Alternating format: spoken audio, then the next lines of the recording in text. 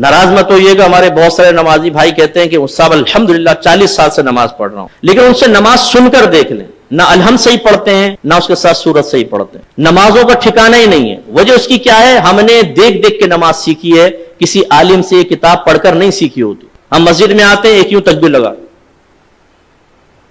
ये भी कोई तरीका होगा, एक ये भी कोई तरीका होगा, एक आई ये भी एक तरीका होगा। बच्चे परेशान होते हैं कि क्या, बाज बुजुर्ग वुजू कर रहे होते हैं, हाथ धोया, फिर ये वो बच्चा कहता है ये भी कुछ है, हाथ धोने के बाद करना होगा। अब उसे पता नहीं है सुन्नत है या खिलाफ सुन्नत। हमारे नौजवान बादौक़ात नमाज पढ़ रहे होते हैं, पफ निकली हुई, टोपी गायब।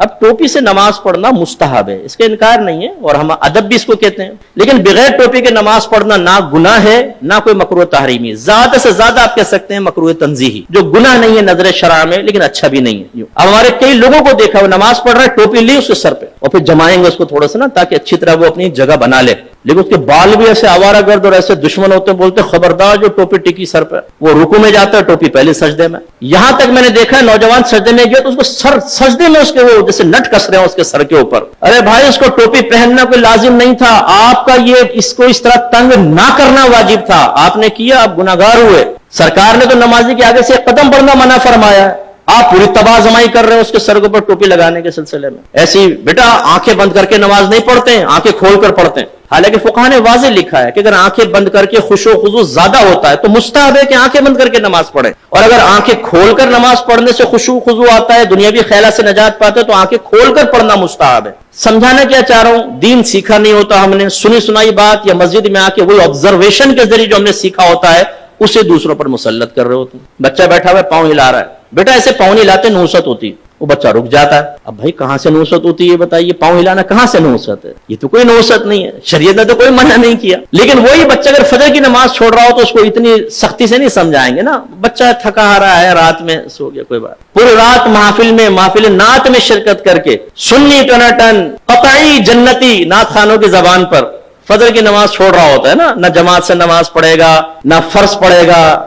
4 बजे तक महफिल हुई है, उसके बाद स्कूटर घुमाया, आके बिस्तर पर सो गए। मौज़िन कह रहा है हय्या अलस सलाह हय्या अल फलाह, और वो तसव्वुरात और ख्वाबी दुनिया से जवाब दे रहा है कि हुजूर नात खाने में शिरकत कर तो लिए, जन्नती हो तो चुका हूं, बिला हिसाब किताब तो हम जन्नत में चले जाएंगे। खुद नात खान ने शेर सुनाया है, हम रसूलुल्लाह के जन्नत रसूलुल्लाह की, ये हय्या अलस सलाह हय्या अल फलाह दूसरे लोगों के लिए है, जो नात खाने में शिरकत नहीं करते उनके लिए हो सकता है, हम तो जन्नती हैं। ये हम लोगों की हालत है। तो खुलासा कलाम ये है कि दीन आप सीखिए। मैंने अल्हम्दुलिल्लाह बालिगान का बहुत मदरसा पढ़ाया, नमाजें सुने कोई ठिकाना नहीं, सुभान रब्बिल आला अत्तहियातु, हालांकि से लफ्ज़ अत्तहियातु, अत्तहियातु नहीं है।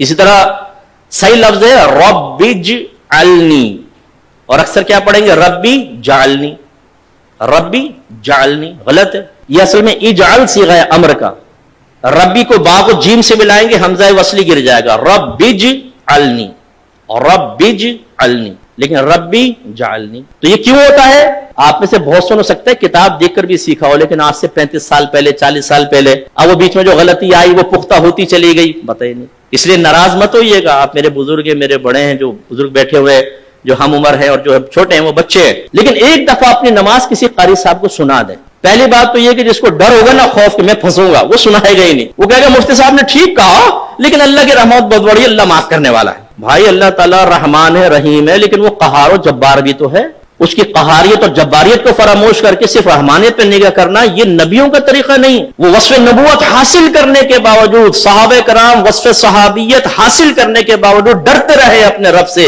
वो रहमत के यकीन में रखते थे और अल्लाह के अजाब से भी खौफजदा रहते थे। ये एक मोमिन की शान है। तो सीखिए,